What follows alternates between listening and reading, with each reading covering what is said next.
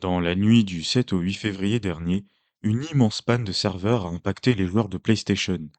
Pendant 24 heures, il était impossible de jouer à des jeux en ligne, mais aussi à des jeux solo dans leur version dématérialisée.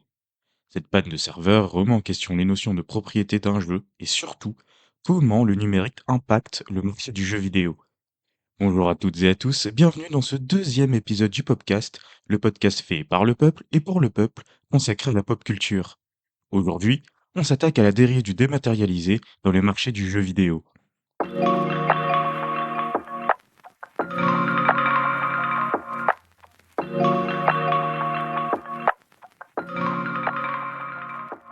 'Cette journée du 8 février 2025 est une date que les joueurs de PlayStation ne sont pas prêts d'oublier. Les serveurs du PlayStation Network, ou PSN pour faire court, ont connu une panne mondiale empêchant les joueurs de PS4 et PS5 de jouer en ligne et de profiter des services du PSN. Pas de match endiablé sur FC25, pas de mode domination sur Black Ops 6 et pas d'achat possible dans le PlayStation Store. Plus surprenant encore, certains joueurs ne pouvaient pas jouer à des jeux qui se jouent seuls. Et oui, certains jeux ont beau se jouer en solo, certains requièrent tout de même une connexion au PSN pour pouvoir y jouer. La panne a duré approximativement 24 heures sans que Sony n'explique les raisons de cette défaillance. Cette impossibilité de jouer est due à un problème, le dématérialisé. Lorsque l'on achète un jeu ou un logiciel de manière générale, il y a deux possibilités.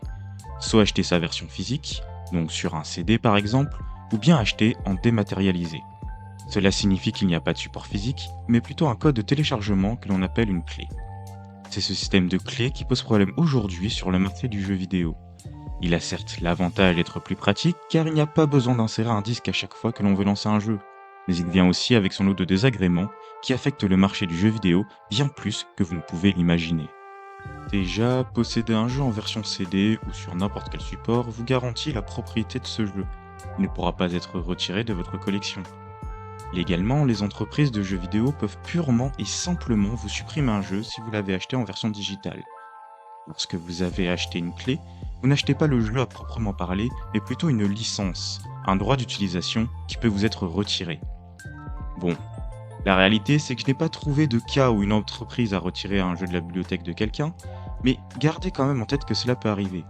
Je préfère commencer doucement avec les problèmes du digital, histoire de vous préparer un peu, sinon vous risqueriez de sortir dans les rues pour manifester et je ne veux pas être responsable de ça. D'autant plus qu'au final, si une société de jeux veut réellement vous empêcher de jouer à un jeu en particulier, elle peut très bien le faire en fermant les serveurs. C'est ce qui est d'ailleurs arrivé l'année dernière, le 1er avril 2024 avec le jeu The Crew. Déjà que la nouvelle en elle-même pouvait faire mal aux quelques millions de joueurs, le poids de la date de fermeture des serveurs n'a peut-être pas aidé à calmer la colère des utilisateurs. Parce que The Crew, ce n'est pas une petite licence. C'est un jeu vidéo de voiture sorti en 2014 qui a réuni plus de 12 millions de joueurs et dont la suite est sortie en 2018. Le jeu n'avait pas été un énorme succès dès sa sortie, mais il avait quand même fini par apporter beaucoup d'argent à Ubisoft au point de connaître deux suites. The Crew 2 sorti en 2018 et The Crew Motorfest sorti en 2023. À l'époque, l'annonce de la fermeture des serveurs avait provoqué une tollée puisque le jeu n'était pas gratuit et, que vous l'ayez acheté en version physique ou dématérialisée, il n'y a pas eu de distinction, plus personne n'a eu accès au jeu. Imaginez, vous venez d'acheter une télé ou un meuble et du jour au lendemain, les vendeurs du magasin viennent vous récupérer les biens sans au minimum vous rembourser. Suite à cela, la pétition Stop Destroying Games a été lancée dans le cadre d'une initiative citoyenne européenne, une ICE, pour forcer les éditeurs à laisser accessibles les jeux dont ils ne veulent plus s'occuper. Concrètement, si cette pétition reçoit plus d'1 million de signatures d'ici le 31 juillet 2025, la Commission européenne sera obligée d'apporter une réponse et de légiférer sur ces points. The Crow n'est pas le seul exemple. On peut aussi parler de Concorde qui a une durée de vie exceptionnelle de 2 semaines. Pour ceux qui ne savent pas de quoi je parle, vu que le jeu a été effacé de l'histoire aussi vite qu'il n'est arrivé, Concorde est un FPS, comprenez un jeu de tir à la première personne, en multijoueur de type Hero Shooter, comme Overwatch par exemple. Les joueurs s'affrontaient en équipe de 5 et avaient le choix parmi 16 personnages différents, avec chacun leur capacité propre. Le jeu a été développé par Firewalk Studio et publié par Sony Interactive pour sortir sur PS5 et PC le 23 août 2024. Malheureusement, le jeu n'a pas plu et comptait moins de 700 joueurs sur PC. Suite à cet échec cuisant, le jeu a été fermé temporairement le 6 septembre 2024, puis définitivement le 29 octobre 2024. À l'instar de The Crew, il ne fait aucune différence si vous possédez la version physique ou dématérialisée. Plus personne ne pourra y jouer désormais. L'absence de propriété sur les jeux est un réel problème qui touche aussi bien le physique que le dématérialisé, mais reste quand même théoriquement plus important pour les jeux en version digitale. Malgré ce risque, le démat est largement dominant dans le paysage vidéoludique. Alors attention, là, on entre dans une partie chiffres parce que j'adore ça. Ah ouais, hein. C'est ça qu'il te fallait, hein. Lorsque l'on regarde les chiffres du CEL, le syndicat des éditeurs de logiciels ludiques, publié l'année dernière sur l'état du marché français du jeu vidéo en 2023, on s'en rend bien compte. Les jeux complets en démat représentaient 737 millions d'euros, soit 42% du chiffre d'affaires en termes de software sur le marché des consoles. Par software, globalement, il faut comprendre logiciel, ce qui s'oppose au hardware, à savoir tout ce qui est en rapport avec le matériel, comme une manette ou un casque par exemple. Et avec ce chiffre, on est quand même sur une augmentation de 46% par rapport à 2022. En comparaison, les jeux physiques représentaient 614 millions d'euros, soit 35% du chiffre d'affaires quand même, ce qui est une petite baisse de 1%. Et lorsqu'on regarde l'évolution du dématérialisé de manière générale dans le marché du software, on s'aperçoit qu'il représentait 1134 millions d'euros, soit 65% du chiffre d'affaires. Quand même une augmentation de 12% par rapport à 2022. Vous suivez toujours? Bien, parce qu'on n'en a pas encore fini. Cette tendance à se tourner vers le digital, elle n'est pas inhérente au marché de la console. Sur PC aussi, le dématérialisé est roi, et c'est même pire que sur console. Les jeux en digital représentaient 30% de la vente du software avec 150 millions d'euros, donc 6% de plus par rapport à 2022, tandis que les jeux physiques représentent moins d'1% du chiffre d'affaires du software avec 2 millions d'euros. Pour vous donner une idée, c'est une baisse de 40% par rapport à 2022. Cette tendance vers le numérique s'observe surtout à partir de 2022 pour les consoles. Avant cela, les ventes de jeux en physique et digital étaient équilibrées. En 2021, elles représentaient respectivement 36% et 35% des parts du marché du software. Mais alors, qu'est-ce qui peut expliquer cette tendance à ne plus acheter de physique sur ces 3 dernières années? Eh bien, une première explication pourrait tout simplement venir du prix. À la base, si le dématérialisé intéressait autant, c'est parce qu'il était présenté comme moins cher par rapport aux versions physiques. Alors, avec l'émergence de boutiques en ligne comme Steam sur PC, qui proposent régulièrement des promotions sur les jeux, il est un peu plus facile de s'en procurer pour moins cher. Il est aussi plus facile de se procurer des DLC, donc du contenu additionnel, pour les jeux directement dématérialisés. Mais il faut quand même nuancer un peu le propos. Déjà, les promotions ne visent pas forcément les jeux qui se vendent le plus. Et à leur sortie, les jeux coûtent le même prix, voire sont parfois plus chers en démat qu'en physique. Steam a énormément participé à populariser le dématérialisé sur ordinateur, à tel point que les éditeurs de jeux eux-mêmes s'y sont mis. EA a lancé Origin, Ubisoft Uplay, et le dernier en date, Epic Games, le studio derrière Fortnite. Lorsque l'on lance ces sites de vente en ligne, on peut voir promotion sur promotion. Epic va même jusqu'à offrir un jeu par semaine. Faut bien l'admettre, ce n'est pas dans des magasins spécialisés ou dans les grandes surfaces que l'on trouvera ce genre de promotion. On pourrait aussi parler de la facilité d'installation des jeux. Plus besoin de CD ou de cartouches à insérer pour lancer les jeux. Mais soyons honnêtes, c'est plus un confort qu'un réel besoin. C'est agréable, mais pas obligatoire. Essayons de ne pas être un tonneau percé.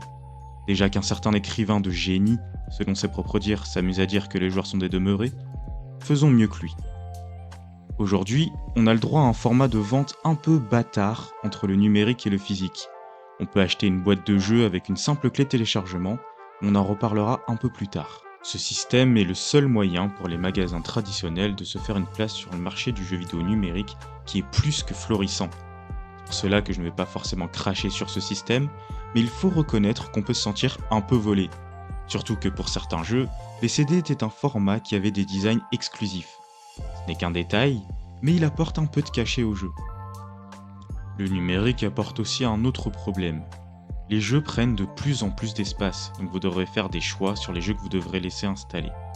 Le fait de ne plus avoir de CD à acheter mène aussi à un autre argument en faveur du digital, l'accessibilité. Et oui, les entreprises de jeux vidéo ne se sont pas contentées de vendre du digital uniquement sur PC, ils ont également fait en sorte de vendre les exclusivités consoles et les jeux de manière générale en dématérialisé afin de toucher un maximum de personnes. Il n'y a plus besoin de se limiter à la zone géographique d'un magasin pour accéder à un jeu. Cette tendance au digital sur les consoles se voit aussi à travers le hardware de manière générale. Pour sa dernière console actuelle, la PS5, Sony a décidé de la sortir en plusieurs versions, la Slim, la Classique et la Pro, qui proposent des espaces disques de tailles différentes. Mais surtout, il y a la version numérique qui ne possède même pas de lecteur disque et est forcément un peu moins chère. Bien que toutes les marques de consoles ne proposent pas de version numérique, on voit la place que prend le dématérialisé sur le marché des consoles. Malheureusement, cet essor se fait au détriment des magasins de jeux vidéo qui finissent par disparaître au fur et à mesure des années. Alors là, attention nostalgique s'abstenir, je vais parler d'un temps que les moins de 20 ans ne peuvent littéralement pas connaître. Je vais parler de l'enseigne de magasin Game. Je vous laisse un temps pour débloquer vos souvenirs. Voilà. Game donc, une chaîne de magasins de jeux vidéo arrivée en 1992 en France. Au départ, les magasins s'appelaient Score Games avant d'être rachetés en 2001 par le groupe britannique Game, qui était alors le leader européen en vente de jeux vidéo. Au fur et à mesure des années, le groupe s'agrandit et ouvre de plus en plus de magasins. Mais à partir de 2011, Game commence à avoir de sérieuses difficultés financières. À tel point que Game UK est déclaré en faillite. Game France devient alors autonome pendant quelques temps, mais finira par être également en faillite et fermé définitivement en 2013. Évidemment, la baisse de vente de jeux en physique n'est pas la seule raison qui a mis le groupe dans cette situation, mais elle est loin d'être étrangère à la fin de Game.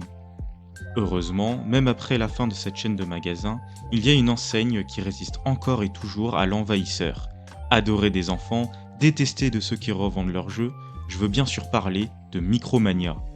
Si j'en parle comme d'un irréductible gaulois, c'est parce que ces magasins sont présents depuis bien plus longtemps que Game. La marque a survécu à la crise de 2008, a racheté des magasins Game et tient encore aujourd'hui sous le nom de Micromania Zing suite à sa fusion avec Zing Pop Culture. Malheureusement, c'est peut-être la fin de la course pour l'enseigne. Le 18 février dernier, GameStop, l'entreprise qui possède Micromania, a annoncé revendre Micromania Zing.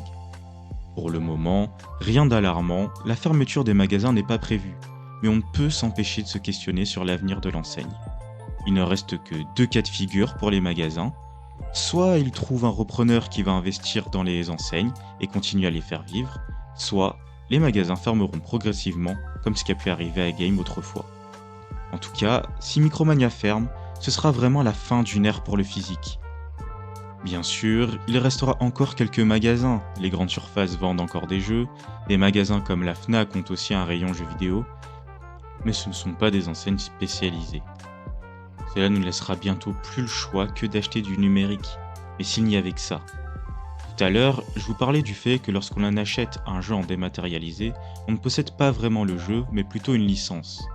Eh bien, non seulement à cause de ça, on peut se faire supprimer notre jeu sans que l'on ne puisse rien faire, mais en plus, on ne peut plus revendre le dit jeu. Le principe même du marché d'occasion est mort, du moins pour les versions numériques. Il n'y a donc plus que deux solutions pour trouver des jeux moins chers. Attendre des promotions, ou bien acheter les jeux sur des sites de vente de clés. Les clés, j'en parlais tout à l'heure, sont tout simplement un code de téléchargement que vous entrez dans votre boutique en ligne pour acheter votre licence de jeu. Parmi les plus connus, on peut citer Instant Gaming ou G2A. En général, les jeux sont beaucoup moins chers et offrent une bonne alternative à ceux qui ne veulent ou ne peuvent pas payer leur jeu 70€. Donc avec le numérique, on arrive bien à avoir des jeux moins chers, mais ce n'est absolument pas grâce aux éditeurs. Avec tout ce que l'on vient de voir sur le numérique dans les jeux vidéo, le fait de ne pas être propriétaire des jeux, la disparition des magasins, du marché de l'occasion, vous avez peut-être fait le rapprochement avec un autre marché, et je veux bien sûr parler de celui des DVD avec les films et les séries. L'apparition des services de SVOD comme Netflix, Amazon Prime, encore Disney+, a largement contribué à la fin des magasins de location de DVD, comme Vidéo Future par exemple, avec les mêmes problèmes que j'ai pu évoquer. Ça fera peut-être même, pourquoi pas, l'objet d'un prochain podcast. Peut-être pas le suivant, mais l'idée reste dans ma tête. Voilà, cet épisode est à présent terminé. Merci d'avoir écouté jusqu'au bout et on se retrouve pour un prochain épisode du podcast très bientôt. Et promis, cette fois-ci, il y aura moins de temps d'attente pour un nouvel épisode.